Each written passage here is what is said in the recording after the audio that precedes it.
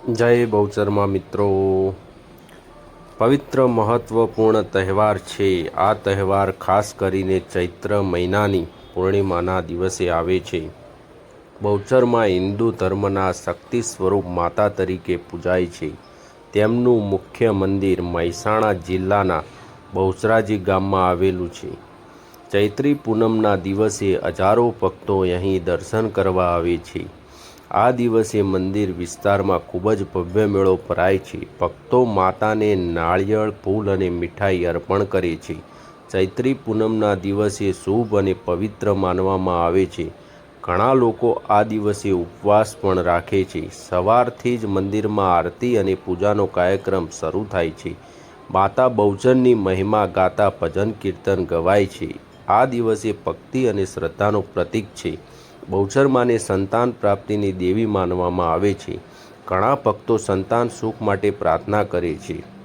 માતા તેમની મનોકામના પૂર્ણ કરે છે એવી માન્યતા છે। ભક્તો પોતાની ઈચ્છા પૂર્ણ થયા પછી ચડાવો ચડાવે છે। આથી મંદિરનું મહત્ત્વ વધે છે। ચૈત્રી પૂનમના દિવસે ગામમાં ખૂબ જ રોનક જોવા મળે છે। દૂર દૂરથી લોકો પરિવાર સાથે મેળામાં આવે છે। મેળામાં વિવિધ પ્રકારની દુકાનો અને રમતા હોય છે। બાળકો માટે આ દિવસ ખૂબ જ આનંદમય હોય છે। લોકો પરંપરાગત વસ્ત્રો સજ્જ થઈને આવે છે। મંદિરોમાં લાંબી કતારો લાગી જોવા મળે છે। ભક્તોની શાંતિથી પોતાની વારીની રાહ જુએ છે। માતાના દર્શન કરીને તેઓ ધન્ય અનુભવે છે। ઘણા લોકો પગપાળા યાત્રા કરીને આવે છે। આ તેમની શ્રદ્ધાનો પરિચય આપે છે। બહુચરમાનો ઇતિહાસ પણ ખૂબ રસપ્રદ છે। કહેવાય છે કે માતાએ દુષ્ટનો સહારો કર્યો હતો, તેમણે સત્ય અને ધર્મની રક્ષા કરી હતી।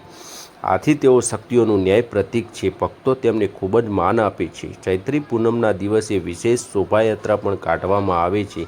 માતાની મૂર્તિને સજાવીને ગામમાં ફેરવવામાં આવે છે। લોકો જય માતાજીના નારા લગાવે છે। આ સમગ્ર વાતાવરણ ભક્તિમય બની જાય છે।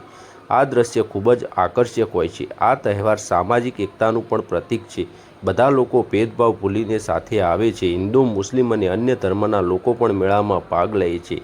આથી ભાઈચારાઓનો પ્રેમ વધે છે। આ તહેવાર સમાજને જોડે છે। ચૈત્રી પૂનમના દિવસે દાન અને સેવા પણ કરવામાં આવે છે। ઘણા લોકો ગરીબોને ભોજન કરાવે છે। પાણી અને આરામની વ્યવસ્થા કરવામાં આવે છે। આથી પૂર્ણ મળે છે એવી માન્યતા છે। આ માનવતાનું સુંદર ઉદાહરણ છે। આ તહેવાર ગુજરાતની સંસ્કૃતિનો મહત્ત્વનો ભાગ છે। લોકો પોતાની પરંપરાને જીવંત રાખે છે।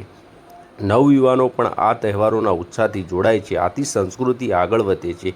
આ તહેવાર ગૌરવનો વિષય છે। બહુચરમાની ચૈત્રી પૂનમ માત્ર ધાર્મિક પ્રસંગ નથી, તે ભક્તિ, શ્રદ્ધા અને સંસ્કૃતિનું સંગમ છે। આ દિવસે લોકો આધ્યાત્મિક શાંતિ અનુભવ કરે છે।